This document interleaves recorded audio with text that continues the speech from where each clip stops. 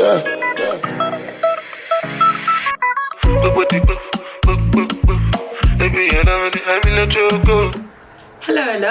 welcome to my channel. Whoa, feels very weird saying that, but thank you so much for joining me. I am so excited to finally have this out. It's taken a while and it's been on my heart for a really long time, and I'm just happy to finally just be doing it, you know, and just like ignoring the anxiety, the nerves, and like, you know, the negative thoughts. So I'm just really happy, and I'm happy you guys are joining me. So I put up a post on my Instagram story about how my first video is going to be a Q&A, and the reason I wanted it to be a Q&A is because it's more interactive, you guys are more involved, rather than me doing a get to know me, which I'd love, but I feel like this is more interactive. So some of you guys sent through some really cool questions. Thank you so much for that. So yeah, let's get into it.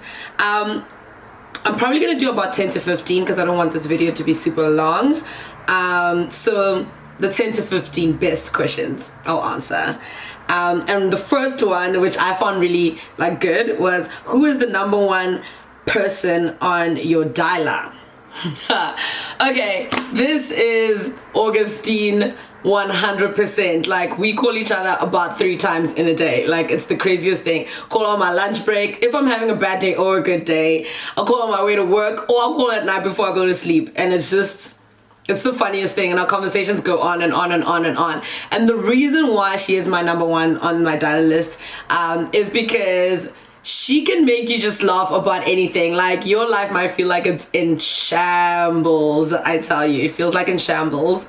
And you know what, she'll like talk you through it and like make you feel like it's really not that big of a deal, and you can like pull yourself towards yourself and like figure out what is it that you want to improve and where do you want to go, and that it's not that bad. Like, it's not that bad, it's not the end of the world. And by the end of it, I am hailing at my own like problems or issues or whatever I did or whatever is happening, and that is definitely why she's #1. And we're pretty good friends, and she feeds me. Thanks, Augie. She's an awesome cook, and then she lets me cook too, but she's cool.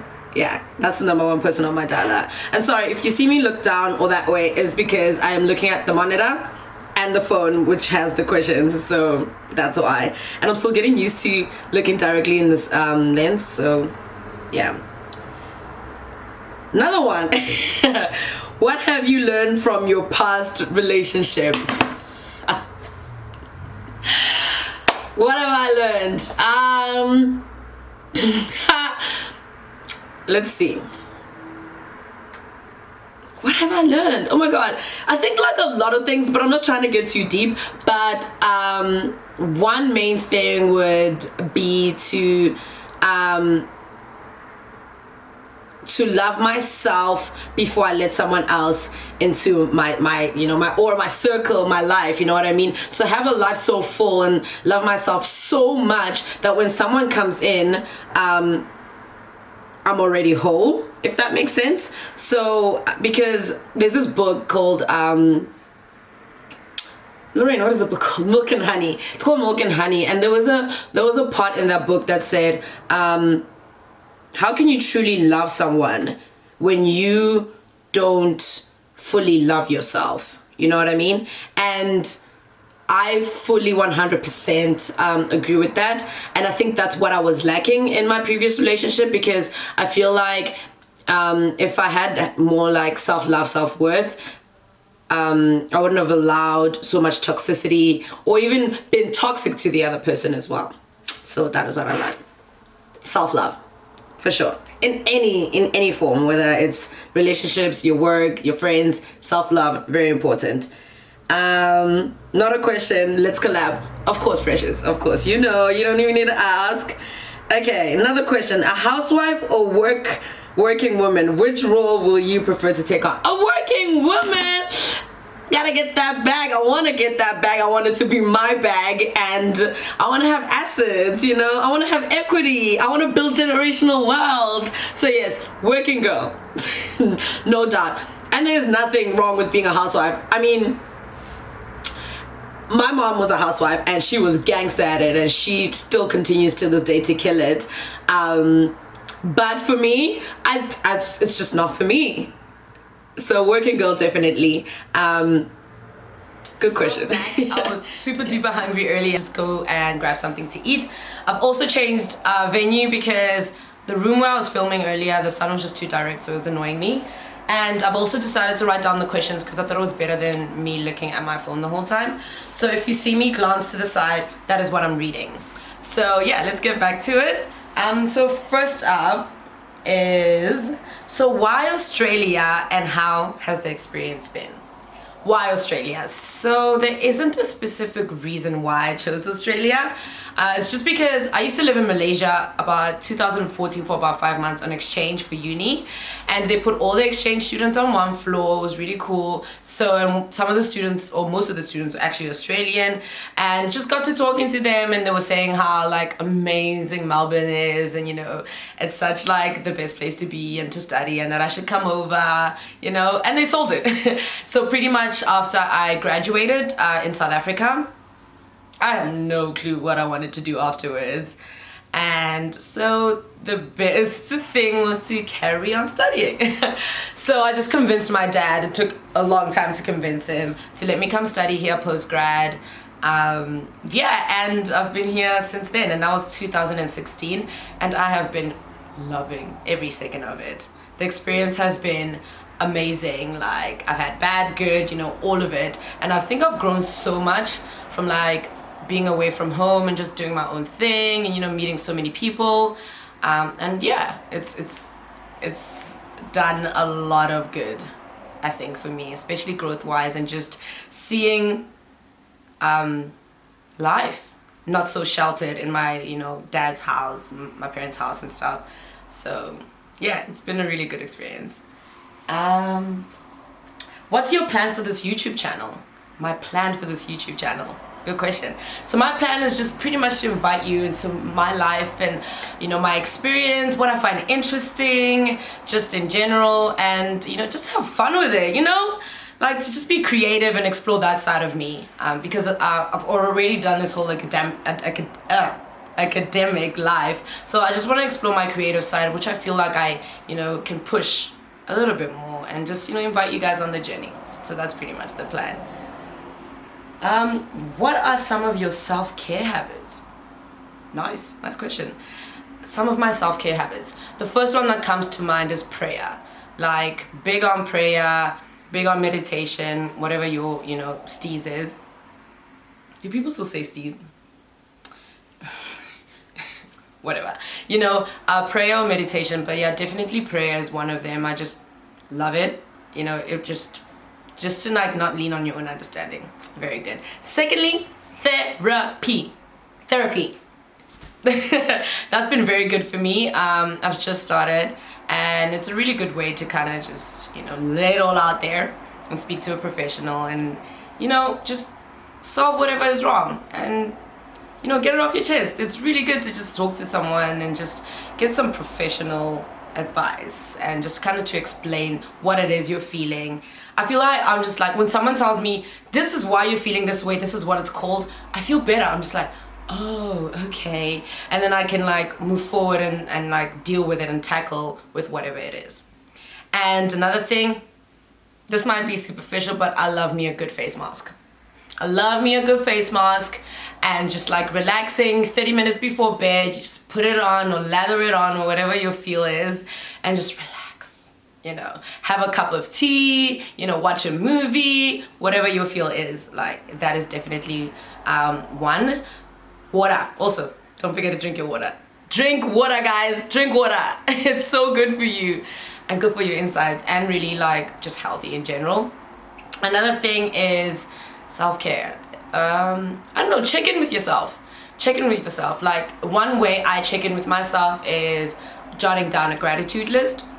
It's self-care in the way that you kind of have to, you see how things are going. Like, damn, I have so much to be grateful for, you know? And that always makes me feel better. I usually do it in the morning, but when I forget, if I'm in a rush heading to work, I'll do it at night as well. Or just on my phone, just jot down like top 10 things you're really grateful for. It just makes you feel so good, and just makes you feel, you know, I'm actually really blessed that things will be okay. So that's what I think. Some self-care habits there. Another one I got, can I date a Nigerian? Okay.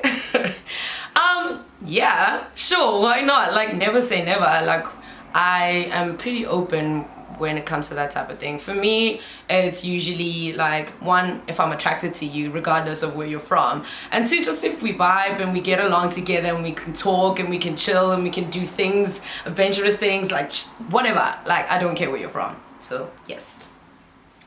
Who are some of your fashion or style influences? Okay, one of them is definitely Zoe Kravitz. I dig Zoe Kravitz, from like her tats to her, how she uses jewelry, like how she puts together her clothes, just everything, like her hair as well. I really think she's dope, and I think this is everyone's style like influencer, Rihanna. Like, can that woman do no wrong? She can do no wrong, for real.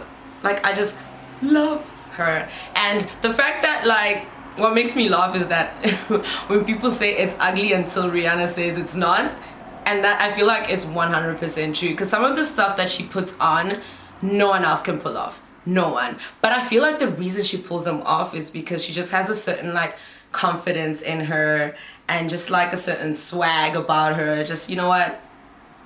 I'm rocking it. What you gonna say? And it's like, yeah, what are we gonna say? We're gonna say you look good, girl, because, you know, you, like, she's selling into us. She's not like faking it. She's not trying to be anything else but herself. And I think that is the best way to pull off any style or any outfit, is just to be like, this me. I ain't trying to be nobody else but this me. You know. Who else do I really dig? I really dig Tiana Taylor. Her badassery, like the tomboy, but it's still a little bit of glam, you know. I really love Tiana Taylor's style. Who else? Let's see. I'm trying to think.